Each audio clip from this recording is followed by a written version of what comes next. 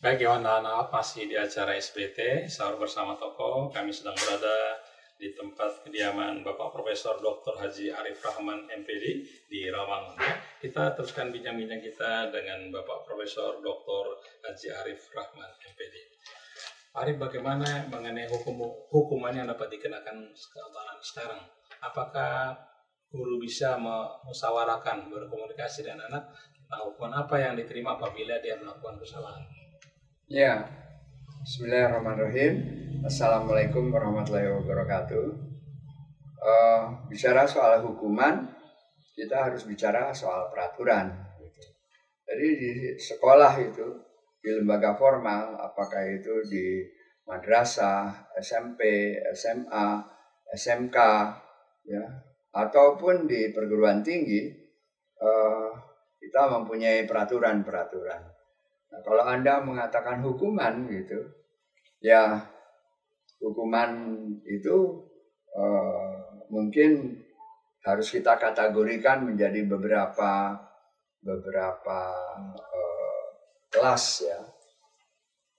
Bila terjadi pelanggaran yang dilakukan oleh anak didik, yang pelanggaran tersebut masih dikategorikan kepada pelanggaran yang ringan, artinya mungkin karena anak itu lupa lalu dia tidak membuat PR-nya, itu saya pikir hukumannya berbeda dengan kalau anak itu mencuri barangnya temannya. Berbeda dengan kalau anak itu umpamanya berkelahi. Berbeda lagi kalau umpamanya anak itu melakukan keonaran di luar sekolah. Jadi kalau kita bicara tentang hukuman itu harus kita lihat kelas-kelasnya. Saya melihat, saya biasanya tidak memakai kata hukuman. Jadi yang pertama menegur dahulu, karena dia melanggar kesepakatan. Udah disepakati, umpamanya pekerjaan rumahnya harusnya diselesaikan, tetapi dia tidak selesai. Lalu kita harus ada berdialog dengan dia, lalu kita tegur. Ditegur kalau umpamanya ada indikasi anak itu dengan sengaja tidak melakukan tugasnya dan kewajibannya. Yang kedua, kalau dia melakukan sesuatu yang sifatnya sudah lebih tinggi dari umpamanya tidak hanya membuat pekerjaan rumah, umpamanya mencuri uang temannya, itu tidak hanya menegur, kita harus memberikan hukuman. Tapi tentu hukumannya berbeda kalau umpamanya dia itu tidak hanya mencuri, tapi merusak sekolah. Gitu. Lalu tidak hanya mencuri, tidak hanya merusak sekolah, tetapi dia berkelahi di luar sehingga menimbulkan keributan. Jadi hukuman itu harus ada klasifikasinya. Hukuman yang sifatnya menegur, hukuman yang sifatnya menegur atau mengingatkan, hukuman yang sifatnya memberitahu bahwa dia berbuat salah tetapi ini masih ringan. Lalu ada hukuman juga yang sifatnya sampai dia harus merasakan tekanan dari hukuman itu. Saya ambil contoh umpamanya anaknya disuruh belajar di rumah, dia tidak boleh ke sekolah. Jadi kita sering mengatakan dia dirumahkan gitu. Nah itu bagi anak-anak yang senang di sekolah, untuk tinggal di rumah itu sebuah tekanan yang tidak menyenangkan gitu. Tetapi ada juga hukuman yang sampai sifatnya diskors. Diskors itu dia diberhentikan dari semua kegiatan sekolah, lalu dia mendapatkan bukan hanya peringatan, bukan hanya hukuman, tetapi kadang-kadang dia mendapatkan sanksi yang dia harus lakukan. Umpamanya diantaranya sanksi yang biasanya lebih mendidik itu dia harus membersihkan sekolah, yang harusnya itu adalah pekerjaan dari pramubakti. Nah, yang terakhir adalah hukuman yang sampai anak itu mendapatkan suatu tindakan hukum ya, yang harus dilakukan oleh polisi. Umpamanya narkoba. Ya, narkoba itu tidak boleh ditangani hanya oleh sekolah. Kita punya kesepakatan antara pendidik dengan polisi, kalau ada yang terlibat dengan narkoba, itu harus diikutsertakan polisi. Nah, secara menyeluruh, ya, bagi anak didik, semua hukuman itu harus mendidik. Sehingga dia mempunyai kesadaran, oh iya ya, saya salah. Oh iya ya, saya keliru. Oh iya ya, saya ini kejam. Gitu. Dia harus memperbaiki dirinya dan kita harus memberikan kesempatan bagi anak itu berubah. Nah, untuk perubahan yang seperti ini, anak tidak bisa kita harapkan bisa berubah sendiri. Orang tuanya juga harus ikut sertakan. Nah, kami harus mempunyai kerjasama dengan orang tua sebaik-baiknya. Sebab anak yang biasanya melakukan keonaran itu tidak sedikit yang datang dari rumah tangga yang kurang stabil. Ya, umpamanya memang bapaknya sering memukul gitu, sehingga anaknya itu mempunyai kecenderungan untuk keras dan kasar gitu. Nah, hukuman ini penting di dalam pendidikan sebagai suatu proses meluruskan kembali apa yang menyimpang menjadi suatu tindakan-tindakan yang lurus. Ya, itu dalam pendidikan. Kapan seorang anak mesti dikeluarkan dari sekolah? Kesalahan seperti apa? Umpama ya, mengeluarkan anak dari sekolah itu adalah tindakan terakhir. Sebab kalau anak itu dikeluarkan dari sekolah, nanti dia sekolah di mana? Nanti kalau dia umpamanya sekolah di tempat lain, pasti sekolah itu akan bertanya, kenapa kamu di tengah-tengah tahun kok pindah ke tempat kita? Dan dia akan cari tahu dari sekolahnya. Karena itu saya sebetulnya secara prinsipil tidak begitu terlalu setuju kepada suatu hukuman yang melempar anak itu ke suatu tempat sehingga dia tidak bisa tumbuh dan tidak ada yang mendidik. Itu berbahaya sekali. Ya. Jadi tetapi kalau umpamanya dia sudah melakukan sesuatu yang kita tidak akan bisa perbaiki di sekolah itu, nah, dia perlu masuk ke dalam suatu proses rehabilitasi. Dan proses rehabilitasi itu, pendapat saya, sebaiknya dilakukan di sekolah itu juga. Sekolah tidak bisa hanya menerima anak-anak yang lurus, yang baik-baik saja. Sekolah itu adalah kumpulan dari anak-anak seperti kita juga, yang kadang-kadang melakukan kekeliruan. Dan kita hidup di dalam masyarakat ini harus melakukan perbaikan-perbaikan. Bulan puasa adalah satu bulan yang hampir semua umat itu diajari nomor satu, ingat kepada Tuhan.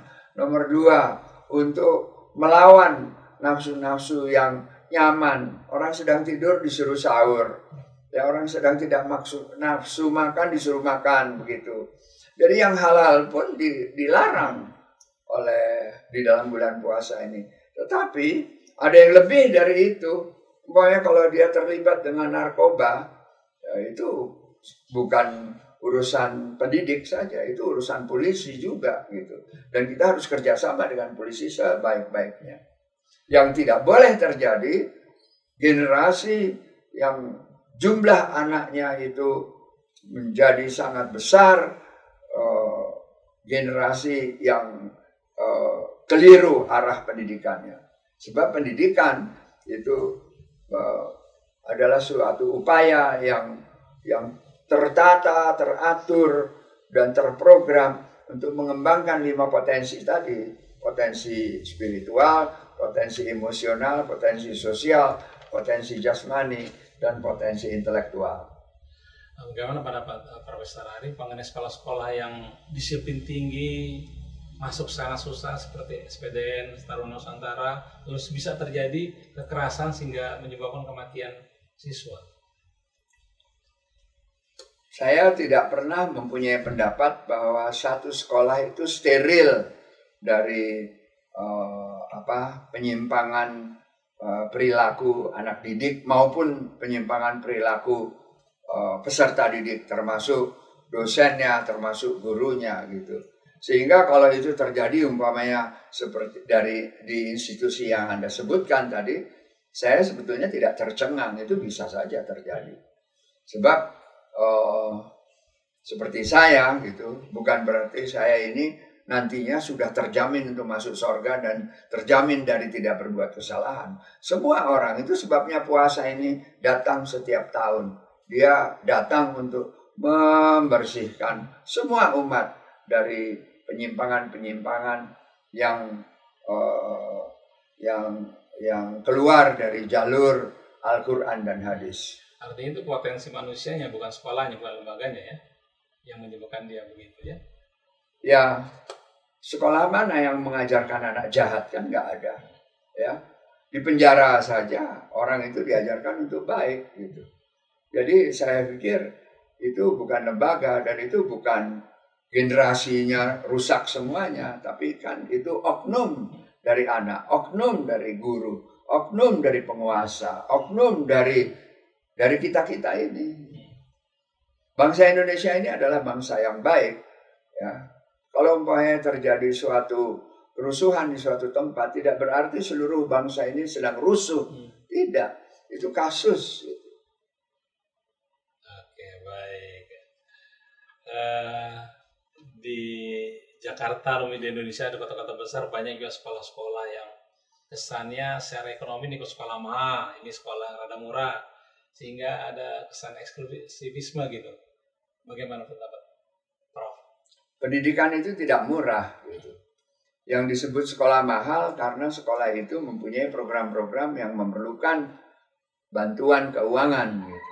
Dan itu harus disepakati oleh peserta didiknya. Tidak boleh sekolah lalu tiba-tiba membuat suatu program yang tidak disepakati oleh orang tua murid. Jadi program-program di sekolah itu ada program yang memang datang dari pemerintah, tapi ada program-program ekstra, tambahan, yang memang ingin dikembangkan oleh sekolah itu. Karena itu sekolah itu menjadi mahal kalau sekolah ini bukan sekolah negeri.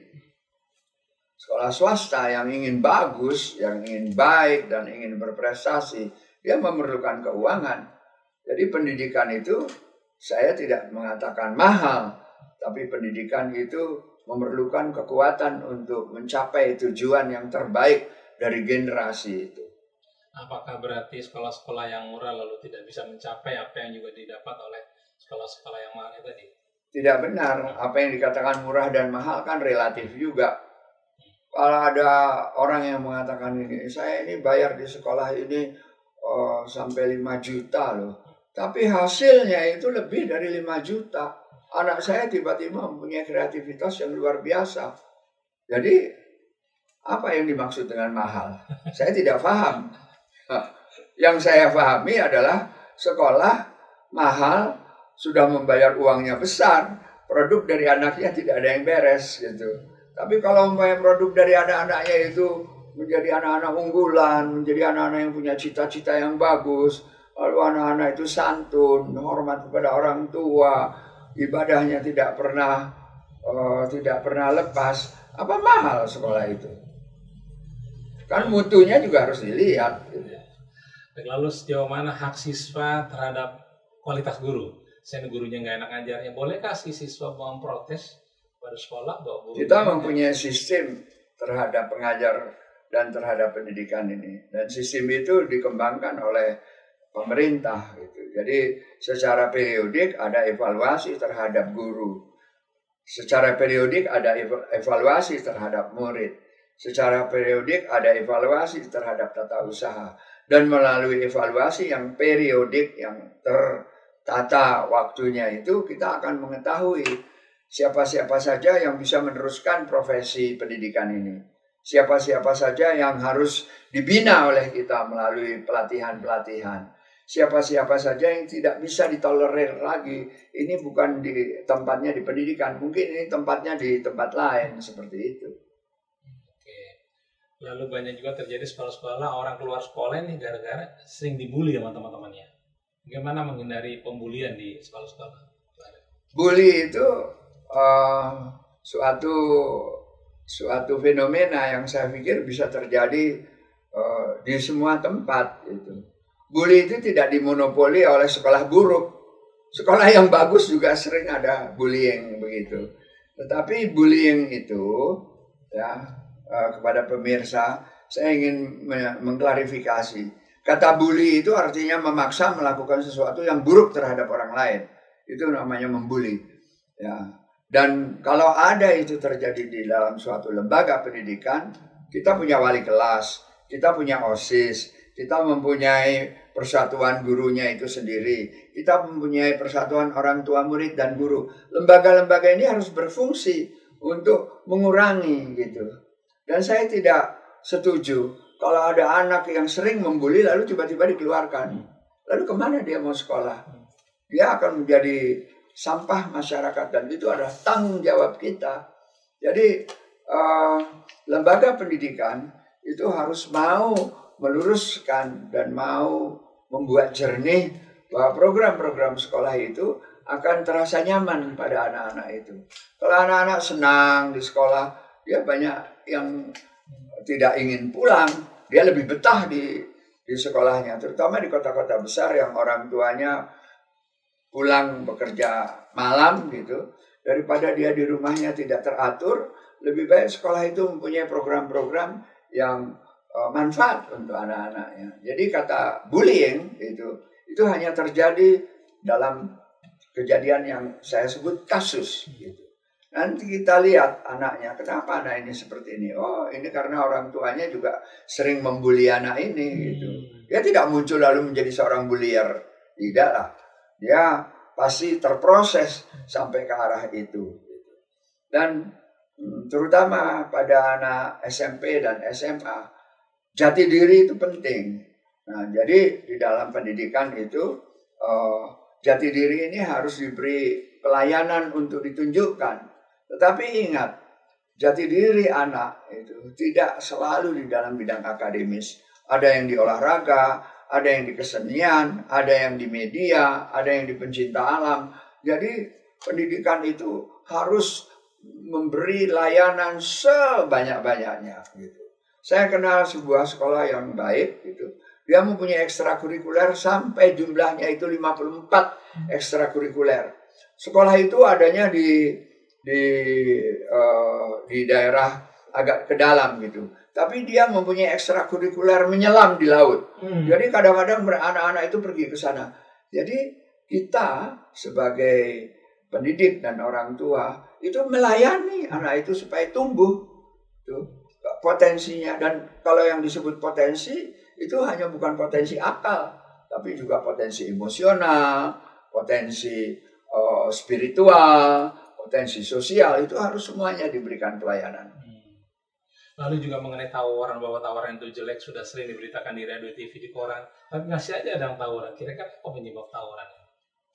Ya, apakah masih ada orang tua yang sering berkelahi dari zaman dahulu sampai sekarang? Kan ada. Jadi tawaran bagaimana mau berhenti itu adalah suatu fenomena yang saya pikir harus diminimalisir, harus dikurangi jumlahnya begitu. Tetapi kalau umpamanya tawuran itu terjadi antara dua kelompok pendidikan, gitu, dua sekolah yang memang sudah menjadi musuh, katanya musuh bebuyutan, saya tidak percaya itu. Mereka itu harus diberikan suatu intervensi kegiatan yang menyatukan mereka sehingga mereka mempunyai satu jati diri yang membanggakan diri mereka gitu. Pendidikan itu tidak akan habis akal untuk menyelesaikan persoalan-persoalan yang Anda katakan tadi. Itu pesimisme yang muncul itu akan membuat generasi kita menjadi generasi yang sangat lemah gitu. Profesor Rai termasuk yang meyakini bahwa setiap anak adalah istimewa. Oh iyalah. Apanya yang tidak istimewa? Masa Allah itu membuat anak itu tidak mempunyai potensi? Kalau anak itu tidak menulis, mungkin dia pandai berbicara. Kalau anak itu tidak bisa mendengar, mungkin dia pandai melihat. Kalau dia tidak bisa mendengar, melihat, dan berbicara, ya, yang disebut tuna semuanya itu sudah terblokir, tetap saja Helen Keller bisa menjadi seorang tokoh dunia yang luar biasa. Sebab manusia itu mempunyai potensi untuk menjadi baik. Dia tidak begitu terlalu berminat untuk menjadi orang yang buruk, yang jahat. Gitu. Saya kalau bicara dengan anak-anak yang katanya sering berkelahi, saya tanya selalu saja ada sisi yang halus pada dirinya. Kamu sering berkelahi ini, kamu benci sama ibumu? Enggak Pak, saya sayang sama ibu saya. Nah, itu kan suatu potensi. Ya, jadi kita harus pandai menggali apa yang baiknya pada anak ini. Gitu. Karena itu pendidik itu tidak boleh menjadi pendidik kalau dia tidak bisa menggali potensi dari setiap anak. Dan potensi pada anak itu bukan hanya potensi nilai matematikanya, bahasa Inggrisnya saja yang baik.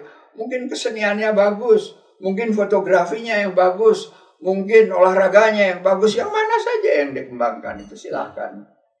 Nah, kalau masalah homeschooling bagaimana? Cukup marak juga. Bagaimana pendapat? Tidak apa-apa. Homeschooling itu dulunya di Amerika, lahirnya homeschooling itu karena ada anak-anak yang tinggal sangat jauh sekali, berkilo-kilometer dari sekolah resminya. Tapi sekolah resmi itu nanti mempunyai hari-hari tertentu di mana semua anak-anak yang berserakan di daerah itu berkumpul untuk mendapatkan pembinaan. Tetapi kalau di Indonesia ini yang disebut homeschooling adalah anak yang tidak bisa menyesuaikan dirinya di sekolah lalu dididik di rumah. Tetapi nanti pada akhirnya yang ingin saya tanyakan, apakah anak ini akan ikut ujian atau tidak di SD atau SMP-nya? Sebab nanti kalau ikut ujian ya sama-sama saja, nanti namanya bukan homeschooling, itu les gitu. Tetapi perkembangan kata homeschooling itu sekarang di Indonesia sudah berubah, yaitu belajar yang materinya sama dengan di sekolah, tetapi dilakukan di rumah memakai guru-guru yang disebut guru privat, gitu ya. Kalau memang negara dan bangsa ini membuka itu menjadi suatu kemungkinan yang bisa dibuka, mengapa tidak? Ya kan, pendidikan itu tidak seperti mencetak barang yang semuanya harus sama cetakannya, tidak boleh. Pendidikan itu harus mengembangkan sesuai dengan potensi dari setiap anak itu masing-masing. Jadi saya ingin ingatkan di dalam bulan puasa ini kepada semua orang tua, cari tahu apa di anak itu yang bagusnya gitu. Nah, itu dikembangkan gitu. Kalau dia pandai melukis, ya dia suruh dia rajin melukis gitu. Tetapi memang ada kemampuan dasar yang harus dikuasai oleh anak-anak itu. Dan kemampuan dasar inilah yang dituntut oleh anak dan sekolah untuk nanti pada suatu jenjang dia harus bisa mengikuti ujian. Ini banyak juga pertanyaan masuk ke radio kami, yaitu tentang orang tua yang menemui anaknya ngelihat pornografi di HP-nya. Apa yang mesti dilakukan? Apa? Teriak? Apakah ini? Anak bingung sikapnya bagaimana menurut? Pornografi itu tidak hanya ditemui pada anak-anak, pada orang tua juga ada. Iyalah, tidak sedikit orang tua yang membuka situs pornografi. Ya, saya ingin mengingatkan bahwa pornografi ini makanan semua umur, gitu. Tetapi kalau ini terjadi pada anak-anak itu, nanti anak-anak itu kan tidak sesuai dengan pengetahuannya tentang apa yang disebut seks melalui jalan pornografi dan apa yang disebut seks sebagai suatu pengetahuan yang memang harus diketahui.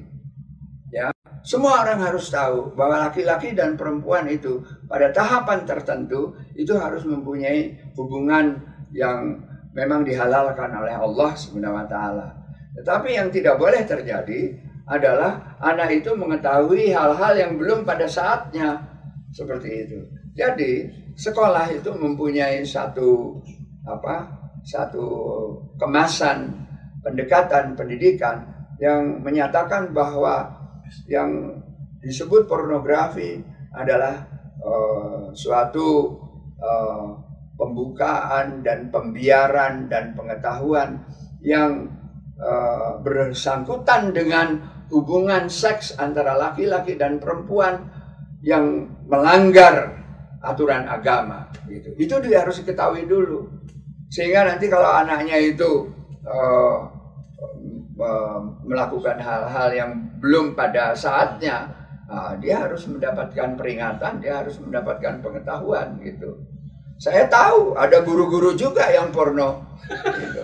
Jadi jangan anak-anak saja, itu bukan monopoli anak remaja, anak muda. Itu juga terjadi pada kadang-kadang pejabat, kadang-kadang anggota-anggota pedagang begitu. Jadi saya ingin mengingatkan kepada pemirsa dan kepada pendengar gitu, bahwa pornografi ini dilarang oleh Allah Subhanahu wa taala dan tidak boleh untuk lapisan manapun dan tidak boleh untuk umur berapapun gitu. Kita harus mengetahui tentang sesuatu pada saatnya, pada umurnya, dan pada tingkat-tingkat kedewasaan yang memang sudah diperlukan untuk dia.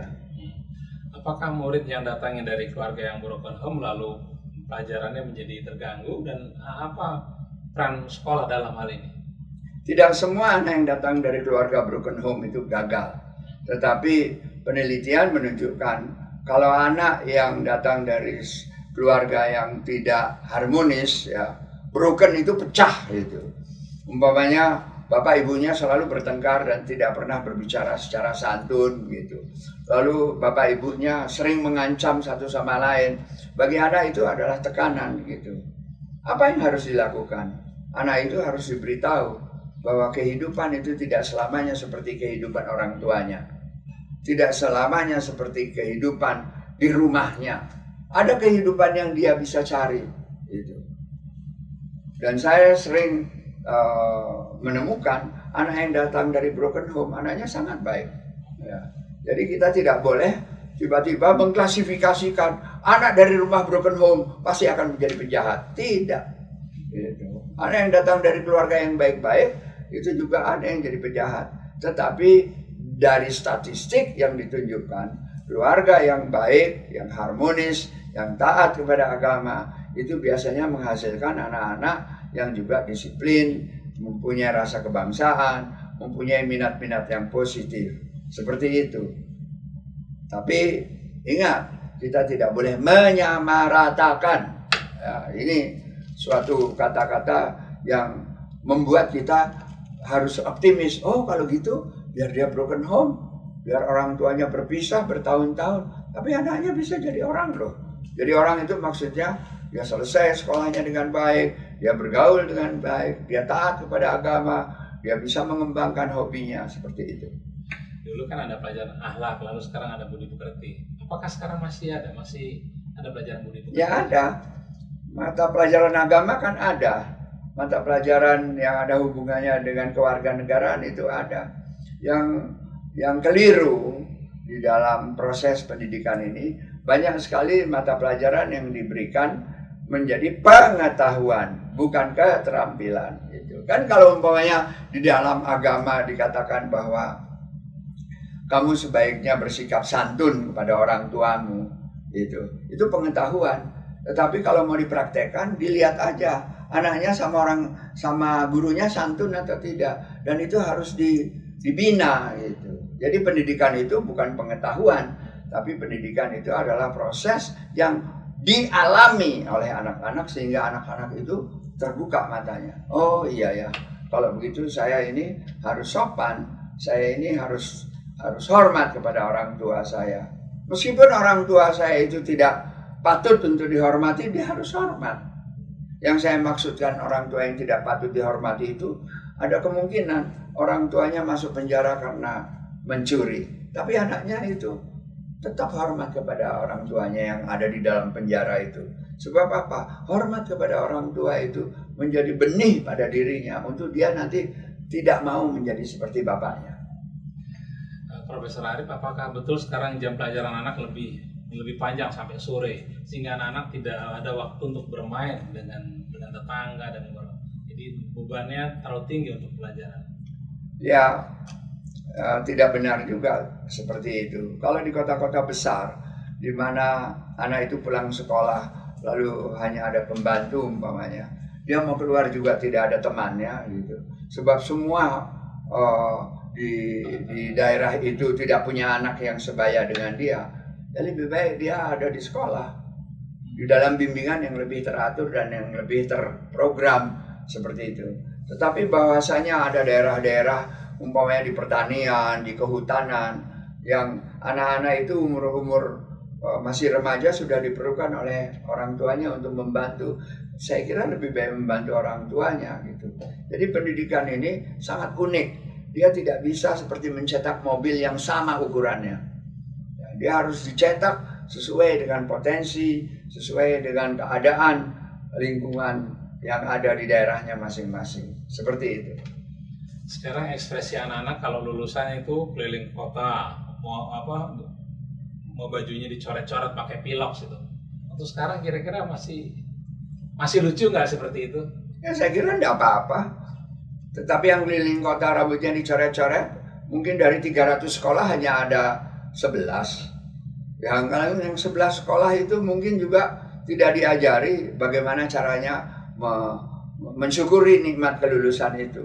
Kan itu semuanya harus dibimbing gitu. Malah ada sekolah yang menyediakan tempat untuk mencoret-coret, jangan di bajumu, sebab bajumu nanti akan saya minta untuk diberikan ke yatim piatu. Mau dia. Jadi tergantung kepada sekolahnya itu kreatif atau tidak. Seperti itu. Jadi saya tidak menginginkan dari wawancara ini kelihatan bahwa pendidikan di Indonesia itu sudah parah, sudah tidak baik gitu. Pendidikan di Indonesia ini sangat baik. Masih bisa kita andalkan, masih punya potensi menjadi potensi yang memang diperlukan untuk bangsa dan negara ini. Ya dulu banyak orang-orang Malaysia meraih pendidikan di Indonesia. Ya. Sekarang sudah tidak lagi ya. Kata siapa? Orang Malaysia itu di UGM itu banyak. Oh gitu. Iya, di Erlangga itu banyak. Anda aja yang kurang begitu teliti. Gitu. Yang Anda maksud mungkin seperti ini. Dulu banyak yang dari Malaysia sekolah di sini. Sekarang banyak juga yang dari sini sekolah ke Malaysia. Mengapa? Memang ada bidang-bidang studi tertentu yang di Malaysia sekarang ini melejit tingkatannya jauh lebih baik daripada di Indonesia. Tapi kenapa di Indonesia kok tidak bisa lebih cepat majunya dibanding di Malaysia? Bayangkan, di Malaysia itu berapa juta muridnya. Kita itu jumlah muridnya itu melebihi dari penduduk Malaysia, 51 juta murid. Gurunya 2,7 juta guru. Jangan disamakan. Mau disamakan sama Singapura itu bukan apple to apple. Artinya kita tidak berhak membandingkan itu. Tetapi bahwa kita mempunyai semangat bagaimana caranya supaya secara akademis kita itu bisa menyamai Singapura, boleh gitu. Tetapi kalau komentar yang tadi keluar itu, saya pikir itu komentar orang-orang yang kurang melihat bahwa Indonesia ini mempunyai tanggung jawab sampai dari Sabang sampai Merauke. Itu kalau Eropa itu sudah semua negara Eropa itu terambil. Gitu. Kalau Malaysia itu mohon maaf, dia mungkin hanya sebagian dari Sumatera saja sudah selesai. Gitu. Jadi jumlahnya bukan yang untuk dibandingkan. Kita tidak boleh membandingkan dengan sesuatu yang memang tidak adil untuk dibandingkan. Tetapi bahwasanya kita menginginkan mutu seperti di Singapura, seperti di Malaysia, wah, itu bagus. Ya, itu sangat baik. Mengenai ujian nasional bagaimana? Di mana tiap daerah-daerah terpencil muatan pendidikannya kan beda-beda dan kota-kota besar. Tapi secara nasional ujiannya itu bagaimana? Ya, ujian nasional namanya nasional. Jadi kisi-kisinya itu materinya diberikan kepada seluruh Indonesia itu sama. Sebab anak-anak ini nanti kalau selesai sekolahnya harus bisa diterima di universitas. Universitas tidak bisa mengatakan bahwa semuanya yang baik ini hanya di Jawa lalu kita tidak bisa menerima yang di Aceh, yang di Palangkaraya ataupun yang di Papua. Jadi distribusi geografisnya harus difikirkan juga seperti itu. Ujian nasional itu diperlukan supaya standar dari pendidikan di Indonesia itu dari satu daerah ke satu daerah itu jangan terlalu jauh seperti itu. Ya, itu memang saya sangat setuju. Tetapi bahwa ujian nasional itu dikemas secara absolut oleh pusat itu tidak, dan itu memang tidak demikian. Yang membuat materi ujian-ujian itu adalah kelompok-kelompok di daerah itu masing-masing. Hanya kisi-kisi, yang dimaksud dengan kisi-kisi itu rambu-rambunya itu diberikan oleh pemerintah. Pak Prof, bagaimana cara menanamkan jiwa Bhinneka Tunggal Ika ke anak-anak di Indonesia ini? Sangat mudah, serahkan aja kepada mereka. Nah, umpamanya ada suatu hari kesaktian Pancasila. Nah, tiba-tiba anak-anak mempunyai gagasan sendiri. Jangan semua gagasan itu datangnya dari guru atau kepala sekolah. atau dari orang tua. Mereka aja sendiri. Ada anak-anak yang ingin memakai baju Papua, ada yang ingin memakai baju Kalimantan, ada yang ingin memakai baju Jawa, baju Sumatera, baju Sulawesi, baju Maluku. Biarkan, itu membina. Dia membuka mata sendiri. Ternyata kita ini beragam-ragam ya. Terus di kelasnya itu ada moto dari daerah-daerah tertentu yang mereka sendiri tidak mengerti, tapi lalu diterjemahkan. Dia cari tahu. Jadi pendidikan itu sangat mudah untuk kita kemas, membina kebineka tunggal ikaan. Ya. Tetapi kalau umpamanya bineka tunggal ika itu dipompakan dari atas ke bawah, sehingga anak-anak itu harus hanya hafal saja kepada Pancasila, itu tidak akan berhasil baik.